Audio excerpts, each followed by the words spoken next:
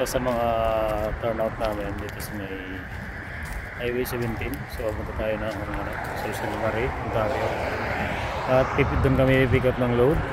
So nag-stop lang ako dito para mag load check, tire check, and then brake check. So ayan, may mga snow pa at ang ganda ng view dito guys. So ayan, nasa gilid kami ng lake. Yung daanan namin ngayon ay sa puro gilid ng lake. So medyo ito yung kalsada na yung Highway 17 siya na matarik.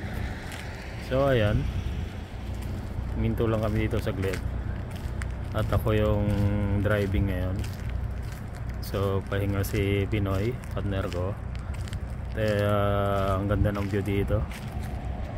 So yung lake nya guys, nakikita nyo yung lake dito. Ayan, may mga na siya, nagkaroon na yung snow at saka yung tubig. So ayan, makikita mo medyo na siya, may yellow na, pero hindi pa siya talaga tubig pa rin yung gitna, hindi pa siya talagang ng snow.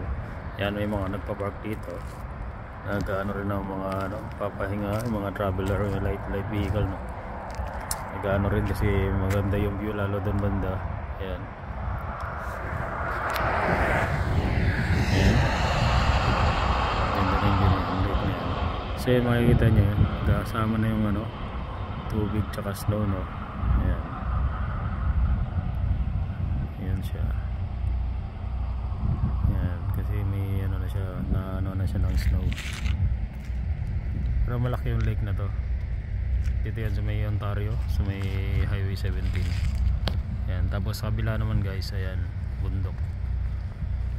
Ayan. So ang ganda ng bato niya, ganda ng bundok niya. Makikita niya, puro bato. Ayan, ito yung daanan natin. So ito, yung pabalik na yan, yan yung papuntang Highway 11 or papuntang Thunder Bay, dyan rin tayo papuntang Manitoba. Then ito naman yung papunta namin papuntang Ontario, Sault Ste. Marie. So doon kami pipick up ng load. Ano siya guys, hindi naman siya ganong malamig, nasa positive 2 dito. At nakita nyo yun, mainit, may araw, maaraw siya, pero maganda yung panahon niya. Ayan, at nag-ano lang kami kanina. Ayan, nagulo pa yung buhok ko kasi nag-ano kami kanina, unload ng aming load. Ayan.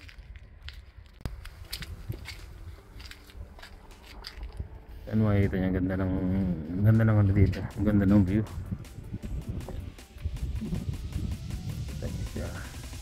Ganda ng paligid, tapos tahimik.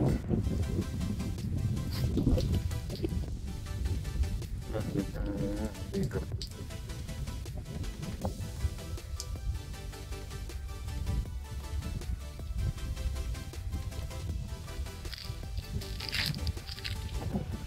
Lake sa kabila, then yung kabila ng bundok.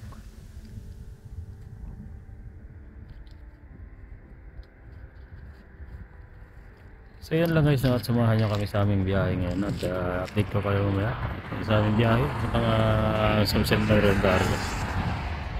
So ayan guys, at ako'y nagbabalik at tapos na tayo na mag-load, ayan na yung load namin, Yan, I-joist ang tawag dyan, I-joist, mahaba na yung mga lumber yan na siya, mahaba, tapos parang ina-assemble siya. Ito, ang deliver nito is North Carolina siya, pero idadrop lang namin siya sa Ontario, dun sa isang yarda namin sa Kelsey kasi may iba kaming biyahe. So kami lang ang nag-pick up nitong load na to dito sa may St. Marian. Dadali namin ng ngayon ng Innisfil, Ontario, at idadrop namin. Kumuha ulit kami ng mag-hook up ulit kami ng ibang trailer para dun sa next trip namin. going naman ano yun, yung next trip namin malayo-layo siya, east to west. Bali tatawid lang kami ng US ng border sa may Detroit, din papunta kami ng Washington ang Washington kasi nasa going west, so nasa east kami ngayon. Nasa east, ayan load namin nasa east kami ngayon, kaya malayo yung next trip namin. Ayan siya, ayan. So nag break lang kami kumain, ayan. So nasa truck stop kami ngayon. Ayan load namin so ayan si Pinoy. So kumain lang kami, nag break at tatakbo na rin kami. Ayan. So tapos na namin kumain.